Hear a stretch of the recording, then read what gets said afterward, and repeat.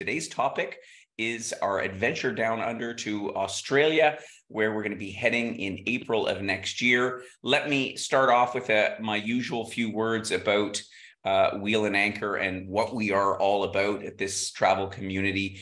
As many of you will know who have either participated in some of our trips or have been following us, our newsletters for the last few years, we put together this community in Canada because after spending over 30 years in travel, I really got the sense of the dynamic that you get when you put a bunch of like-minded people together, in particular Canadians. As you know, we are almost exclusively a Canadian community, and we all sort of share a bit of a same approach to travel and how we appreciate visiting different countries and how we treat people in the local cultures, and we have sort of a quest for learning and understanding. And for me, it's sort of epitomized by the feedback I get from some of our guides, many of whom love to host Canadians because they really appreciate that, the degree of respect and inquisitiveness, and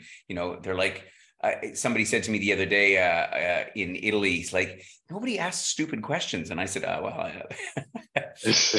not sure that's the case, but anyway, it's interesting what other people's notice about us when we travel. And as I say, we have guides who specifically set time aside to make sure that they can take our groups, in particular Wheel and Anchor. And so it's that dynamic that brings us all together. The spirit of that. There's a bit of background noise on the side there, Glenn. We, in the spirit of all that, our aim is to have well-traveled, and my philosophy of travel is it's not about quantity, it's about quality. The quality of the experience, having the time to enjoy a combination between the curated parts of the trips that we deliver, as well as time to explore on your own, because that's, as I'm in the meantime famous for saying, that's where the magic of travel happens, is in the unexpected moments, and in connecting with the people that you meet along the way. And most importantly, in Australia, where the people have, we have so much in common with one another. So anyway, let's move right along. I want to introduce our team today. So, of course, my name is Gordon, founder of Wheel and Anchor, and Paula and Barb, who ordinarily would be with me, but it's well past regular office hours in Canada, so they're not on the webinar today, but nevertheless here with us in spirit. But most importantly today, for today's webinar, I want to introduce Glenn Sweet. Glenn and I, we've known each other for a long time, I think, Glenn. I've been more than 10 years. Yeah, kind of the relationship started way back when World Youth Day came to Australia. That's right. That's back in 2008. So a few years have gone between that and now. A few years have gone. Wow, it's a long time ago. So, and I know that Glenn and my other partners from my previous company, they've done some amazing trips together. And so that's why we've been able to maintain the relationship. And Glenn, thank you so much for taking the time today to tell us a little bit more of the details about this great program, because I haven't been to a lot of the parts of this trip. I've done sort of bits and pieces of it. And as we were putting this together, it's just, I so appreciate, Glenn, your, obviously your passion and like how to curate the ideal trip through Australia. So. No, it's exciting. So a little bit about my background, without boring you too much, is I've been involved in tourism almost about the same time as you, 30 years. And a good hunk of that is bringing international guests to Australia, and doing that's kind of a combination of operations planning, but also I was a tour manager, a guide for about 12 years. And as you just said, the passion is all about Australia, and very proud Australian Sydney-sider, and love promoting my country and also showing people when they get here what Australia is all about, from the beautiful landscapes to the wildlife, to the people and the culture as well. So it's exciting and never gets boring. So thank you for the opportunity to be a panelist on this. It's fantastic. Yeah, well, as I say, it's me who's delighted that you were able to join us today and that we were able to make the time work, even though we had to do this at a very unusual time for our members. But I know that we have lots more who will be following the replay of the webinar that is going to get sent out by tomorrow. Tomorrow. I'm not sure which tomorrow. Anyway, soon. But by the time the newsletter comes out on Saturday. So today, as usual, we are going to be taking you on a little digital tour through Australia on this program that Glenn and I and the rest of my team have put together painstakingly over the last several months, and where we're headed next year in April. So let's go into the program in a little bit more detail, starting off as usual, just with the geographical overview of what's involved here. So our trip is going to be focused on southern and sort of eastern Australia. As you, I'm sure, know, Australia is a huge country like Canada. And like Canada, most of it is uninhabited. So there's a lot to see. And, it's difficult because, on one hand, it's like, I always think about travelers coming to Canada. I have obviously lots of friends and colleagues from around the world. People say to Canada, oh, I want to come see Canada in 2 weeks. And I'm like, well, good luck. So it's a similar thing with Australia, but I think that we have actually got a bit of the recipe where we've taken in some of the amazing parts of the culture of the country and the flora and fauna of the country. So, we've actually captured it all in sort of these 3 core stops that are part of the main itinerary, starting in Adelaide, down in South Australia, and a visit to Kangaroo Island, which I actually hadn't heard of before, but you're going to find it amazing. Sydney obviously doesn't need any introduction, where we'll spend 4 nights to really get to know the city and all that it's famous for. And then, of course, up in the northern part, in northern Queensland, Cairns, where we have access to the Great Barrier Reef. It's one of those things you just can't miss. And then finally, as an extension program, Ayers Rock, or I shouldn't call it Ayers Rock because that's the old colonial name for it, but Uluru, which of course is famous by on its right in the center of Australia, that we've done as an extension program because a lot has changed in the travel business, not only in Australia, around the world, of course, but it's there's a lot of challenges in hospitality and the hotel business in Central Australia, lack of personnel being one of the major problems. So it's pushed prices up considerably. And so, but nevertheless, we wanted to offer this as an extension program for those who are particularly interested in seeing Uluru and experiencing most of all the indigenous culture. So Glenn's going to explain to us a little bit about all that. That is our program. And of course, some people might be saying, well, what about Melbourne? And what about Perth? And what about, there's so many other things one could do in Australia. You just need so much more time. And of course, if you're traveling all the way over, we encourage you to consider doing some other things before and after.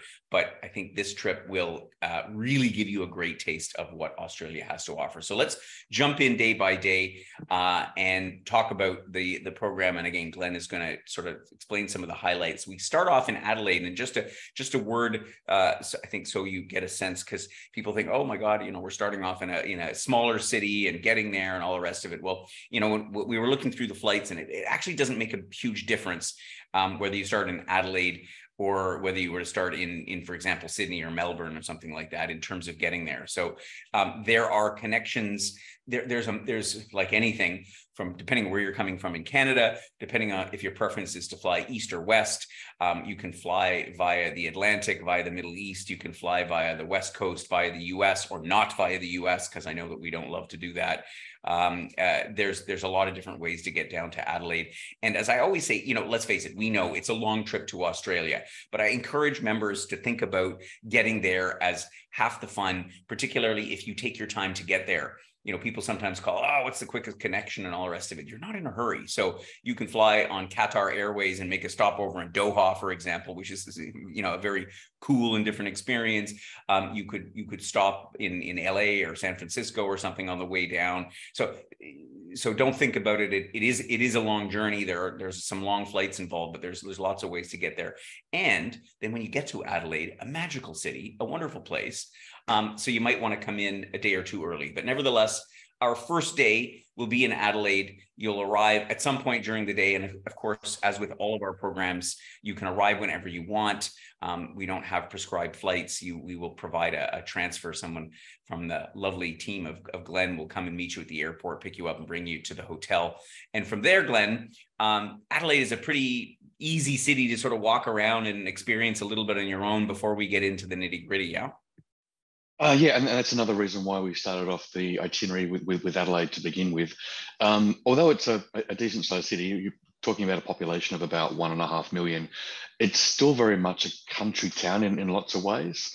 The beauty of Adelaide, it was designed for the British many years ago with horse and carts. So the streets are enormous, which is unusual for Australia. So it's a very well planned city. So it's also a good city to get your bearings, particularly when you're coming from Canada. And as we like to say, we drive on the correct side of the road, where you guys are on the other side of the road. But it's just good to get your bearings and understand, just looking for the traffic and just getting an introduction into not just Australia, but also South Australia, which Adelaide is the capital. But it's also the gateway to one of the highlights of this trip, which is Kangaroo Island for sure. Yeah, exactly. So as we start off with, yeah. Sorry, we're going to say we're going to spend a day, sort of our arrival day, which will largely be as usual. We like people to sort of relax on the arrival day. We don't have a lot planned, but we're going to get into some of the highlights of Adelaide itself, which is obviously, it's known for its churches, it's known for wonderful gardens and beaches. There's a lot to offer. What are some of the things that people will find most memorable about their visit to Adelaide? The beauty of Adelaide, it's got everything. So with the first tour, the introductory tour that we do on day 2, you'll see some of the beautiful old sandstone buildings and also some of the granite buildings. You'll also go into the hills of Adelaide, which is about a 30-minute drive from the city itself, and you'll take in the beauty of the city and possibly even see some koalas. So Adelaide is the city where you will see a lot of native wildlife closest to a big city, and that's in the area called Adelaide Hills. There's also a lot of fantastic Indigenous shopping. So if you're into Indigenous art, there's a lot of galleries also there. So we've allowed some free time on that day 2 for independent shopping and some art visits as well. As well as if you're a wine drinker, Adelaide and South Australia are very known for its wine. So we also go to the National Wine Centre on this first tour as well. So we got a lot to see and do, but it'll be a great way to get an introduction to South Australia, which, again, I think it's a great place to start the trip, because there's so much there to offer. And you mentioned wine. Obviously, on our third day, you can't visit South Australia and Adelaide without the Barossa Valley, which of course we're all familiar with. We've all had a glass or two or many from the Barossa Valley. What does our day entail? Yes, so with day 3, as you just kind of pointed out, Barossa Valley is probably our most famous wine region in Australia. The day's been developed for people who do love wine, but also for people who aren't wine connoisseurs. We also take you to the German village of Handorf to see the German immigration into Australia. And we'll also take you to the township of Tanunda, which is this beautiful little town full of artisan shops. And again, more shopping and more kind of beauty to explore a traditional outback South Australian town. In addition to that, you've got 2 wine visits, one of which will include lunch as well. So it's very much a taste of the wine region of South Australia. But again, for those not into wine, it also takes into some of the other sites such as Tanunda, and also a place called the Whispering Wall, where you have the opportunity to literally whisper something at one end and your traveling companion can hear at the other end, which is about a 400-meter distance. So it's quite amazing. So it's a feat of engineering that you can experience there as well. That sounds really cool. And as you say, there is, although Australia and, we at Wheel and Anchor we pride ourselves in going to the extra mile for the, the food and drink aspect of it. By all means, you don't have to be a wine drinker to enjoy the day. There there is a lot more to it. But for those that do, enjoy a little tipple, Barossa Valley, and we'll get to try some great wines in there. Another reason why we wanted to visit this part of Australia in particular is because, what I found, my experience has been that people want to experience, the expected, but also the unexpected. And Kangaroo Island, when we were chatting the other day, Glenn, you were saying is like the Galapagos of Australia. And so what does that mean? Like in terms of what we're going to spend 2 nights over there. So, it's a relatively good chunk of the trip, but we're going to see a lot of, species to Australia. It is quite so. First of all, even though it's an island, it's quite a large island. So it's the second largest island in Australia, outside of Tasmania being the largest island and also state. But as Gordon just mentioned, it's very much marketed more and more as the Galapagos of Australia. And what that means is everything on Kangaroo Island is in its natural habitat, and you'll get to experience kangaroos, koalas, echidnas, which are like the little porcupine kind of animals. I'd never heard of an echidna before, and I'm like, that looks like a porcupine. Yeah, they're probably they're my favorite kind of marsupial. And just a little fun fact is echidnas and platypus are the only 2 egg-laying marsupials in the world. So if you see one of those, it's quite a unique experience, and they're just such inquisitive little creatures, quite shy sometimes, but quite inquisitive. And that is the beauty of Kangaroo Island. What you see on the island is all of the natural wildlife in its natural habitat. In addition to the land-based animals, you'll also get to see a lot of seals and also some penguins as well. Yeah, so an amazing cross-section. Yeah. Yeah, and it's everything. Also, the island itself has got a lot of farming based agriculture. So it's very much what people envisage of Australia. So all of the, the pictures of wildlife and the scenery, that's what Kangaroo Island's all about. So you'll see a lot of pastoral areas, a lot of sheep, a lot of cattle, as well as the native animals, but also you'll see some amazing national parks as well. You'll see coastal formations, again, that just add into this amazing experience for 2 days while you're on the island.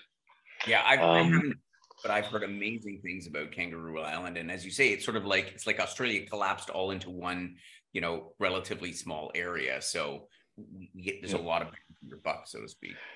Yeah, and it seems to be an island thing because both Kangaroo Island and also Tasmania, they're very proud to promote their own produce, and wherever possible, not get produce, certainly from not around the world, but also in other parts of Australia. So they'll try and keep everything local. So everything, a lot of the stuff and food that you will eat is all from Kangaroo Island. Particularly one of the iconic food is the sea bass. So you'll get to experience that if you want, particularly if you're a fish eater, on one of those days. Yeah, fantastic. Sounds amazing. So 2 nights in Kangaroo Island. So yeah, we start off with wine, smaller city, and then lots of wildlife, and then boom, we will make our way. We obviously get to Kangaroo Island by ferry, so we return back to the mainland, make our way up to the airport at Adelaide, and then make a hop. So we'll have a day that is largely a travel day, pulling into Sydney later in the afternoon. And there'll be lots of excitement and anticipation because, of course, Sydney, let's face it, the Opera House, the Harbour Bridge, all icons of the city. And we've got 4 nights there to take it all in.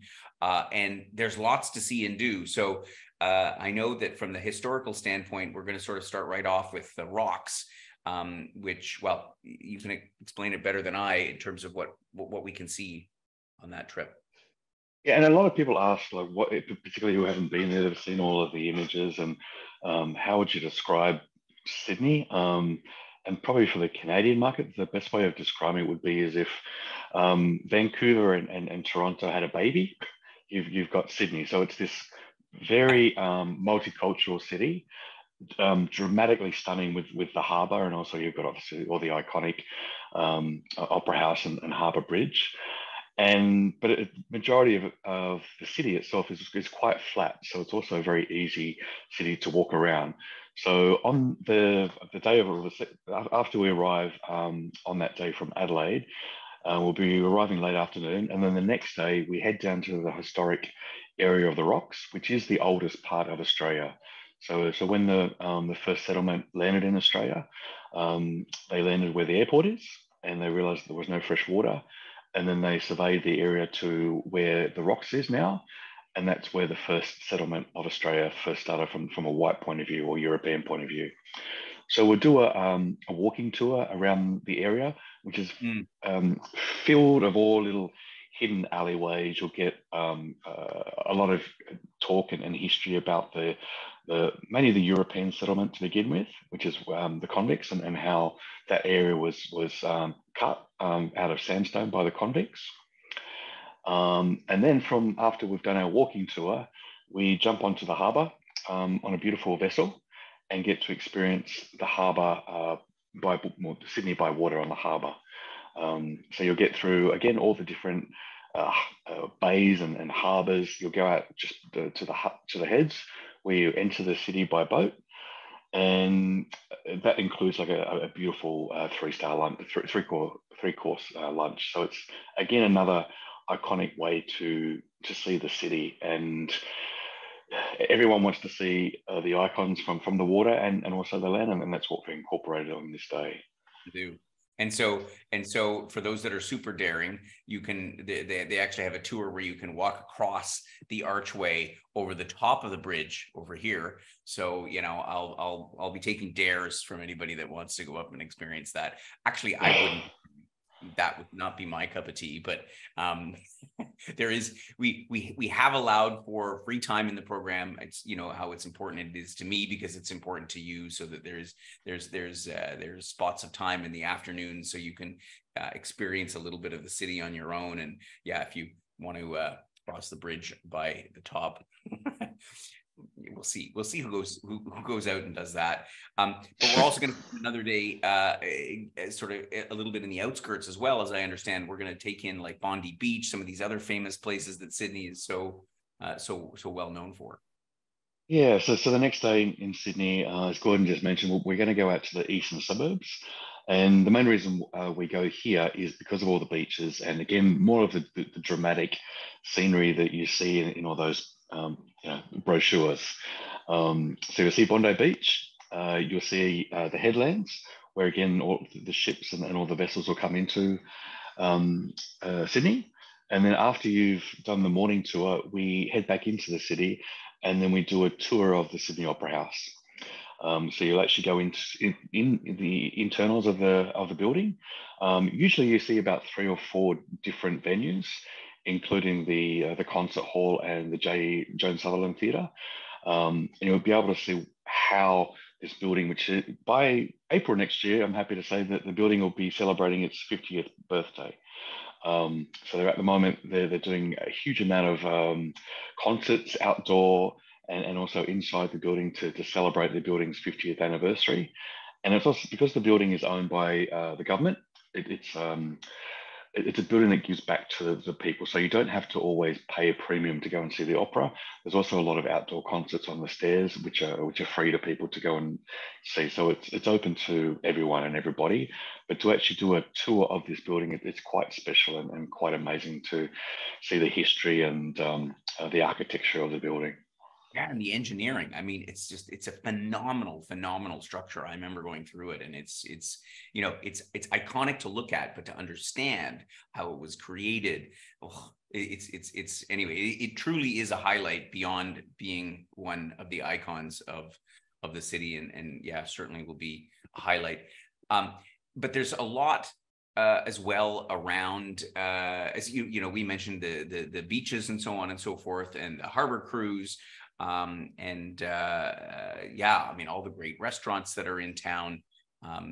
Yeah, lots of other great things to see. Anything else that you want to point out? As I say, we've got really, sort of 4 nights there, 2 days that are quite full of touring in the city.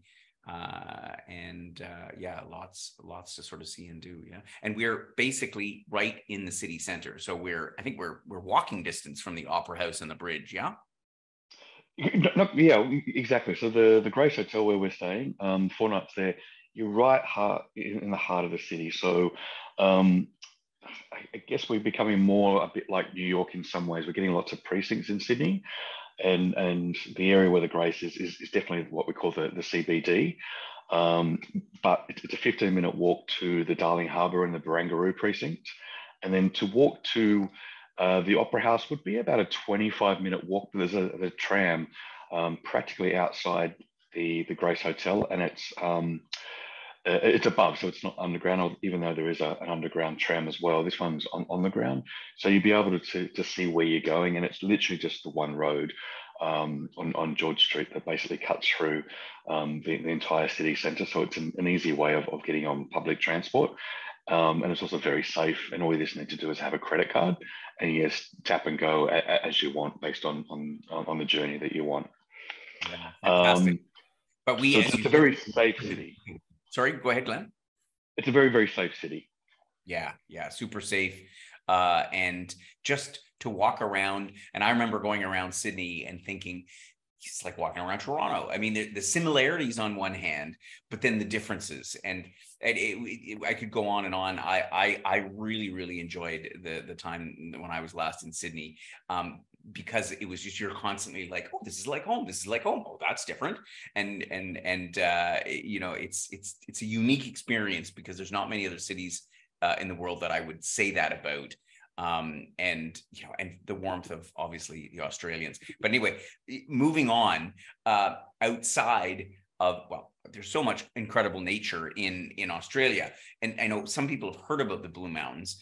And you know, when I look at the picture, I'm like, wow, that's spectacular. Why are they blue? And you enlightened me yesterday as to why they're blue, because I actually didn't know why they're called the Blue Mountains. So tell us a little bit about our day in this magical part of the area outside Sydney.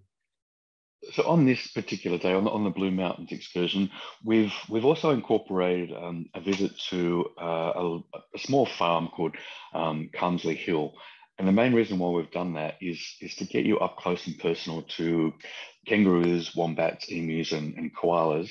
Even though you've seen them on Kangaroo Island, you'll be able to get really close to the animals here and get those pictures, which a lot of people want. So it's just making sure that, you know, you a bit of a bragging right, that you can say that you've been to Australia and you can have a selfie with a wombat or a koala. So that's the main reason why we start off the day that way. And then from there, we head up into Katoomba, which is the heart of the Blue Mountains, and you'll see a lot of the lookouts. And a lot of people describe the Blue Mountains as the Grand Canyon, and it is very similar to the Grand Canyon, except the internals of the canyon itself are full of eucalyptus trees. And as Gordon just mentioned, the reason why it's called the Blue Mountains is during the heat of the day, the eucalypt will generate this blue haze completely around the mountains, hence why it gives that name, the Blue Mountains. It's quite dramatic. You've got some beautiful little villages that you'll visit as well, but just the scenery, it's quite stunning to see these vast forests of eucalypt and these dramatic sandstone cliff faces. Yeah, the scenery is supposed to be amazing. We're visiting, I think, these Three Sisters Rock, as well as one of the lookout points. We'll be visiting various points to try to take it all in from different angles. Yeah, and on this particular day, you visit. Well, the lunch menu is the Hydro Majestic, which is quite an old iconic building. Would be about 150 years old, very much in the kind of the British architecture. Blue Mountains was famous for British people 150 years ago to escape Sydney's heat during summer, because it is a lot cooler. It can be 10 to 15 degrees cooler in the summer period from Sydney's heat. But during lunch, you overlook the Blue Mountains and the canyons, which is quite a special way to enjoy a glass of wine or beer while you're enjoying the food as well. It'll be a phenomenal day, and a nice way, always with some green, to wrap up our time in Sydney. We're then going to zip up to the northern part of Australia, specifically sort of northeastern Queensland, to Cairns, because obviously you can't visit Australia without making a trip to the Great Barrier Reef. And so, Cairns is kind of the is it Cairn or Cairns? I always get confused. Do you pronounce the S or not? Yes, you do. So Cairns, Cairns.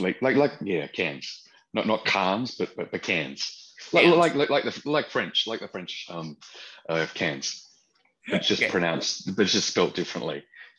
Exactly. And so, we're not staying in Cairns itself, but we're making our way up to Port Douglas, which is just a little bit away from Cairns. And you reminded me why we're using Port Douglas as the way into the Great Barrier Reef. And maybe you could explain that again, because I appreciated again the thought that went into this. The Great Barrier Reef is huge. And so there's so many ways you can access it, but Port Douglas for our group is ideal. Yeah, and again, just to give a lot of contrast and variation to the itinerary, Cairns itself is it's a little city in itself, and the reason why we've gone up to Port Douglas, which is about an hour north of Cairns, is to give you a kind of a quintessential Australian beach town experience. So you don't have any high rises up in Port Douglas. There's a height limit. I can't remember if it's 3 or 4 stories. I think it must be 3 stories. And a lot of Australians will go up there for their holidays as well. So the amount of international tourism up there, it's a lot less. And that comes down to people also wanting more of the city, but also wanting a different experience. And that's what Port Douglas is. It's quite beautiful, and being Canadians and meeting a lot of Australians, I think you'll actually appreciate that part of the world a lot more than Cairns. And the hotel that we've got you there is the Peninsula, which is a fantastic little hotel.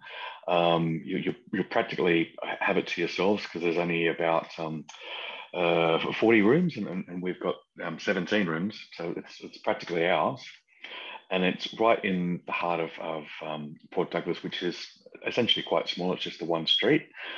So it's a 10-minute walk, flat walk to the restaurants and cafes, but it's only a 5-minute walk to the beach, 4-mile beach, which you can see on that slide right now.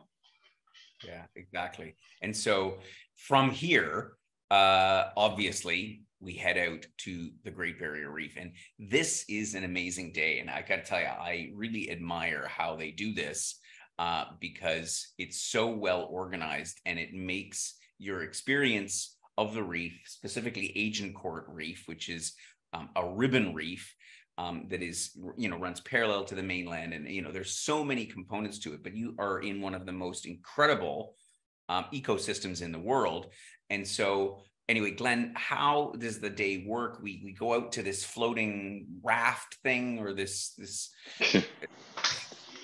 Yeah, so how it works, the great thing, again, being in Port Douglas, is you literally do a quick 10-minute coach ride from our hotel to the marina, where the vessel actually take us to, it's called a pontoon.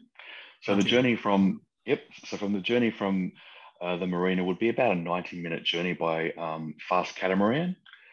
And then when we moor off the pontoon, you've got everything to do. So for those people who want to do absolutely everything, this is the day for you. So you can see the reef and the underwater species by snorkeling.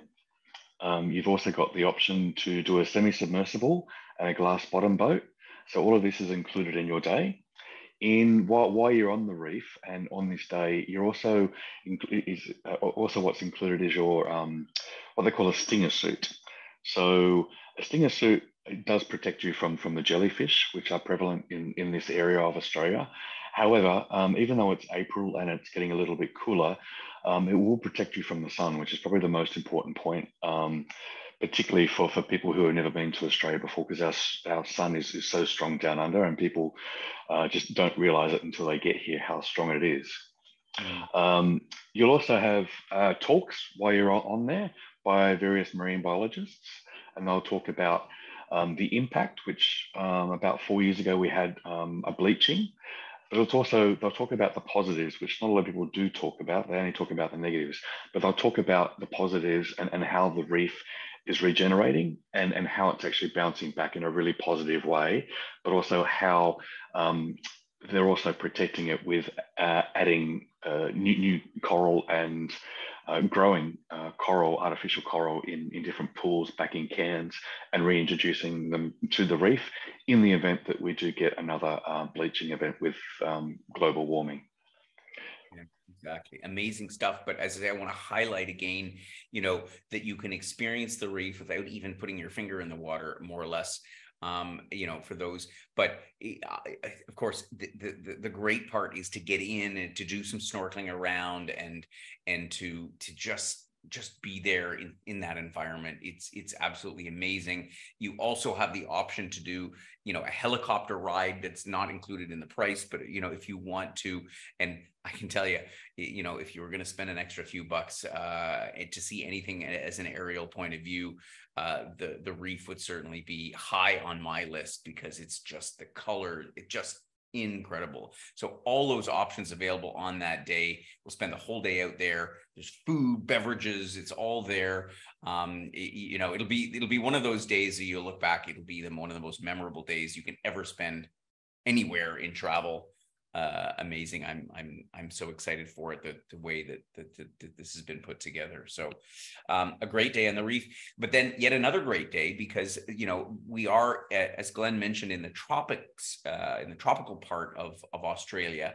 And so on the following day, we're then going to see some amazing stuff on land in this oldest rainforest in the world. I didn't actually know that that's what it was. Yeah, so so on this next day, which is our second last day, we go to what we call Cape Tribulation and Daintree.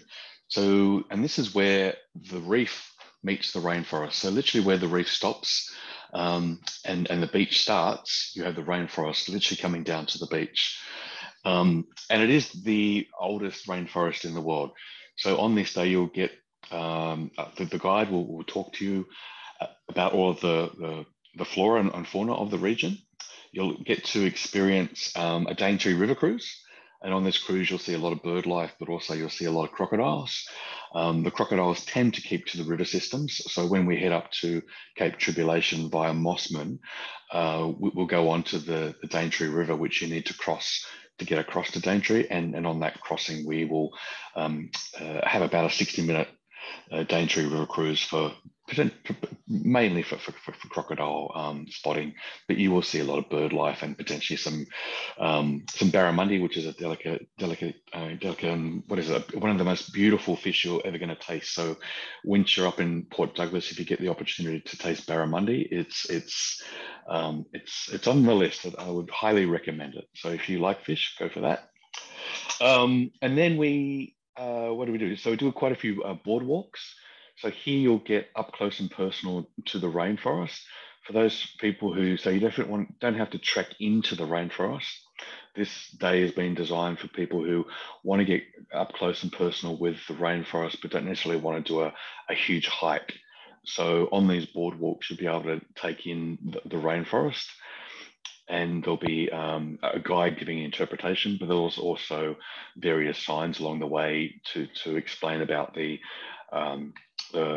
flora and the fauna of the area, but also the age of some of the plants as well, and also how some of the Indigenous people use the plants for medicinal purposes as well. Yeah, as you say, it's an amazing to see these incredible tropical ecosystems, both in the water, on land, and yeah, a great final curated day. But we've also allowed for a full day up here, because this will be our last day in Australia. And, you know, as you say, you have the combination of a lovely, charming Australian beach town and, you know, in this wonderful tropical weather, which, you know, when we head back to Canada in the middle of April, it could be snowing. You never know what's going to happen. And so for those not continuing on to Uluru, there's lots of things to do in Port Douglas. As you say, there's shopping, there's just walking along the beach. Yeah, what are some of the other things that one might do on a free day? Yeah, so on that last day, it has been kind of designed to do last minute shopping, and it's got loads of shops to do some souvenir shopping. But one of the highlights and the farewell dinner on this trip is Yes. is having dinner at Nautilus Restaurant, which is only a 10-minute walk from our hotel. Again, all flat walking. But it's, even though it's in Port Douglas, you're surrounded by these amazing palm trees. And there's also some native animals that might be around for dinner. The guide will give you the heads up, because some people think they're rats, but they're not. They're what we call paddy melons, which is a small nocturnal animal. It's not a kangaroo or a possum, but it's kind of a cross. But it's a marsupial called the paddy melon, but it does look a little bit like a rat. But when you get a little bit closer, you can tell it's a lot cuter than a rat. But that's one of the highlights, and a good way to say goodbye to your companions. But otherwise, the other free time, there's a couple of opportunities to do some more hikes in the area. There's also some Indigenous tours, and if you haven't had your wildlife fix of Australia, there's another wildlife attraction called the Habitation Walk, and that's where you get, again, up close and personal with kangaroos, koalas, a lot more tropical animals like crocodiles and snakes, as well as some of the local lizards. So it's a nice day to kind of, enjoy Australia and Choose your enjoy the way to region. the final day in Australia, and I see lots of options, or just chill and relax on the beach is a perfectly valid way to spend the day.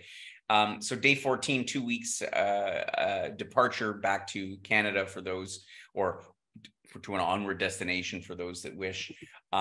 Otherwise, as I mentioned at the outset, we have put together a program to Uluru, because I do think a lot of people are interested in visiting it. I mean, this is a very, very special and sacred place, particularly amongst the Indigenous community. So we've designed a two-night program in Uluru, and maybe you could summarize, because again, when you and I chatted the other day, I was like, wow, this is really, really special. And although it's only 2 nights, it's all you really need, I guess. Yeah. So I mean, it's quite a special place. And when you go to Uluru, and the way that this itinerary has been planned out, it's really to take in not just the geology of the area, but also the culture of the area, and how important it is to the First Nations, Aboriginal people, not just of the region, but also for Australia. So on that flight, when you arrive into Uluru from Cairns, you'll arrive usually straight after lunch. So we hit the ground running and take in Uluru. So we'll do a base tour around the rock, and that'll take in, again, the geology, but also the significance and what the rock means to the Aboriginal people. And then from there, once you've done that tour, and you'll do a combination of touring. So some of it will be on the coach, and then you'll actually be able to get close to Uluru and do the walks, and just see some of the watering holes, see where some of the animals will come into Uluru when there's no people around to enjoy water, because there's not many areas around Uluru that actually allow, well, not many watering holes around Uluru, full stop, that the wildlife can get in and drink water. So we'll show you that part of it as well. And then we'll see the dramatic sunset. So while you're having a glass of sparkling wine, something to nibble, we'll show you Uluru, which is the iconic sunset of both Uluru and Katajuda, and you'll see all the different colors changing on the rock, from pinks to reds to greys. It's quite dramatic, and it's not until you see it in your photos that you'll see all the different colors changing right before your eyes. So that's that day. And then the following day after breakfast, you see Katajuda, which is about a 45-minute drive from where we're staying. And that's where we'll see and be able to experience Valley of the Winds. This part of Central Australia, it's not so much, it's not well known well, the Aboriginal people haven't told European settlement a lot about this area because it's so sacred. So when we go to this part of Central Australia, we mainly touch on the geology of the area and the wildlife and flora and fauna, and enjoy some of the hikes of the area as well. There's 2 hikes to do. One is for more of the adventurous people, but for people who don't want to do that, they can stay on the easier route and take that in as well. And just while you're waiting for your companions, just enjoy the beauty of Katajuda. So then we've got free time at the resort, beautiful resort to enjoy the pool. Being April, you're looking at temperatures of around the high 20s. So it's a nice time to just enjoy the pool and sip a cocktail. Before that night, which is a dinner called Sounds of Silence. So it's a very upmarket gourmet barbecue where you're taken to the middle of the desert. You have canapes and drinks at sunset, and then you're led down by the wait staff to the barbecue. And when it's completely dark, they'll turn all the lights out of the food stations, and everyone's asked not to get their phones out. And the astronomer will talk about the constellation of the area, and they'll talk about both how white settlement perceives the constellation, but they'll also talk about the Indigenous side of the stargazing and how dream time came about for the Indigenous people of the country. So another really amazing dinner and farewell to experience before you head home the next day to Canada. Yeah, amazing. I think that it'd be well worth it to bolt on those a couple of extra days at Uluru, because it's just a magical part of the country. So from there, flights out, and so for that extension program, we have included the flights from Cairns down to Uluru, and from Uluru out to either Sydney or Melbourne. You get to choose, depending on if you're continuing home or whether you're going to tack on a few extra days on your own. So thank you, Glenn, for taking us through all that. I'm just going to quickly touch on, because we were already going for about 3/4 of an hour, to the details. Of course, these are all in the program itinerary, which if you don't already have it, we'll get it to you together with a copy of the replay of this webinar, so you can look at all that. This program, I think in the context of the ever rising price of travel, is actually very well priced at $93.90 double, and pretty darn reasonable for singles as well, frankly, if you want your own room on this trip. And so, of course, all that's in Canadian dollars. And of course, that includes, as with all of our programs, private transfers, pick up and drop off from the hotel and from the airport and the hotel, both at the beginning and the end of the trip. It's got the domestic flights, so Adelaide, Sydney, Cairns, obviously breakfast every day, lunches or dinners. As you know, I prefer 2 meals a day, breakfast and one other one, because our meals tend to be sumptuous and sufficient. And of course, all of the local guides and your wheel and anchor host as usual. So fully packed to you. Airfare is just something you need to deal with, which obviously we can take care of for you. And of course, travel insurance is always important for the Uluru program. As I mentioned, it is a little pricey for 2 days, well worth it. That does include the flights. As I mentioned, the flights make up almost half that price.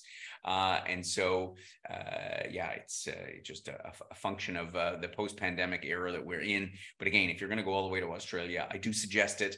And I think that a lot of people are going, maybe specifically because that's the highlight for them. But as you see, you can have a single room for not too much of a premium on that, for that program. And of course, same thing. If there's anything additional that you want to do, that would be included. But otherwise, everything's included, because your either international airfare and so on will have been part of your main trip to Australia. So. Cool. And talking about flights, as I mentioned, there's different ways to skin the cat on this one.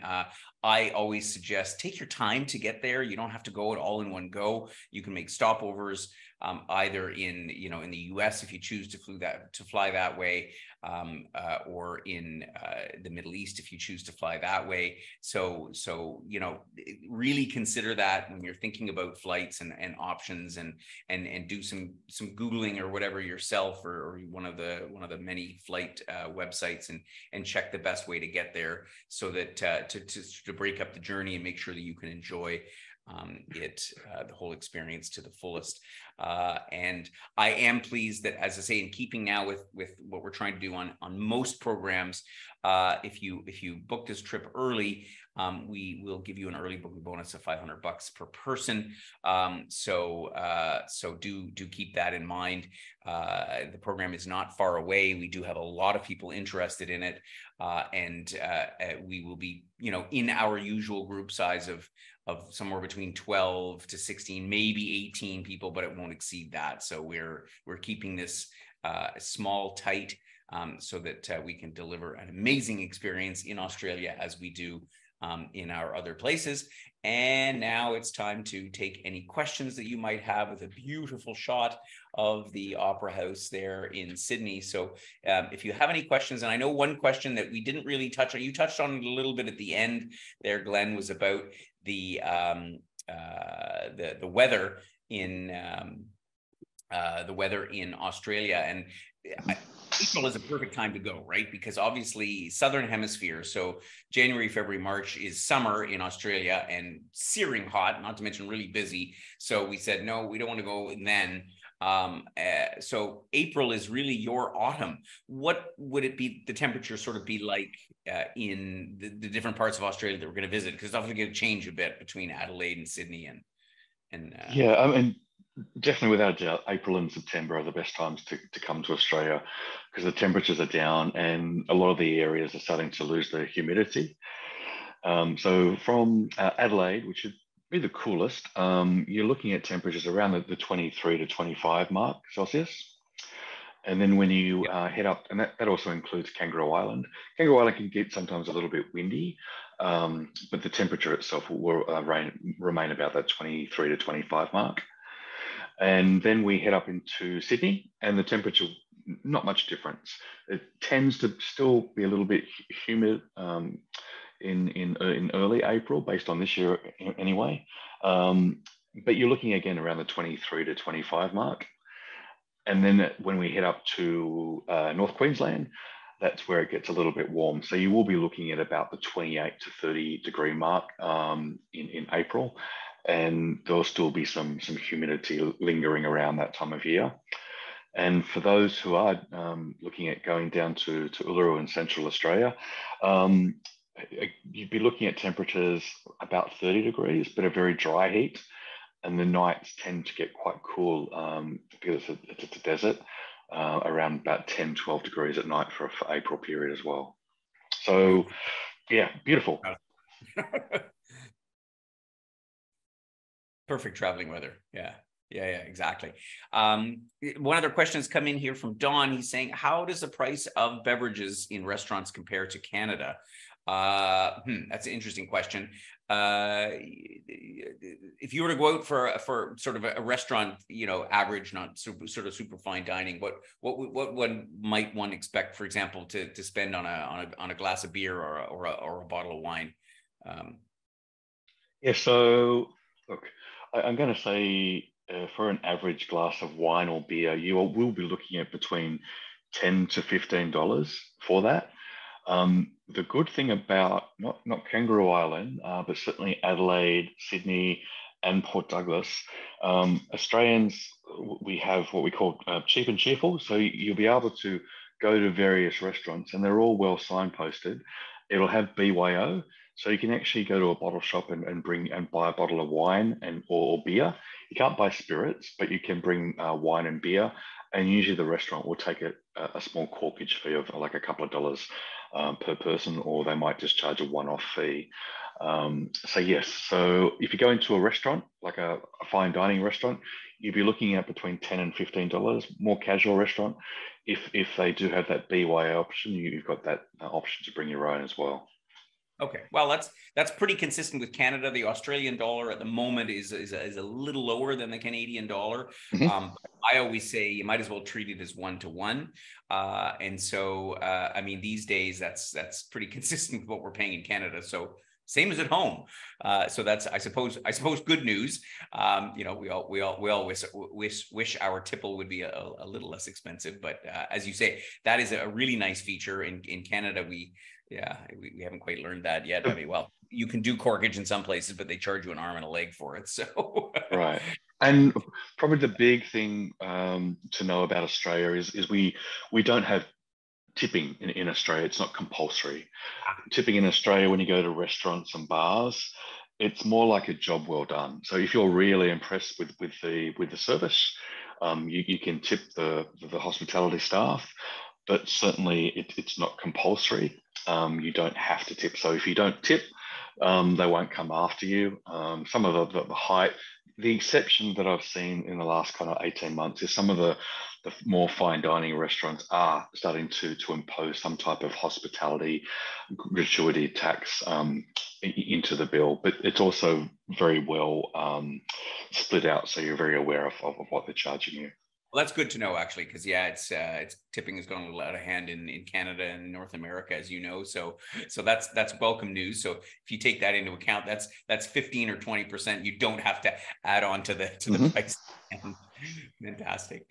Good. Well, actually, it doesn't look like I have any other questions here. So that means we've done a great job. And of course, I imagine, as always, I'm sure there'll be questions about this trip, about various aspects of it. Both Paula and Barb will be more than delighted to answer any questions that you have. Drop them a note by email or give a call. We always suggest email, set up a call for a time to chat with them about any of the details of this program. And I want to thank you, Glenn, for your time and for really giving us a great insight into what Australia has to offer, and with a great shot of the Great Barrier Reef. I think this is an amazing, amazing way to see the country. I'm really excited that we're finally able to come out with this trip. And yeah, thanks again, Glenn. My pleasure. Thank you for inviting me, and I look forward to seeing everyone down in Australia. Indeed, we look forward to coming. And thanks, everybody, for joining our webinar this evening at an unusual time. We've got some more webinars, of course, coming up next week. Check our newsletter coming out on Saturday, where we'll have the links to all of the upcoming webinars now that I'm back on my feet here at home in Thailand. We've got numerous new programs, webinars coming out over the next couple of weeks. So stay tuned, take care, have yourselves a great day. And again, thank you for joining us today. It has been a pleasure. Bye-bye for now.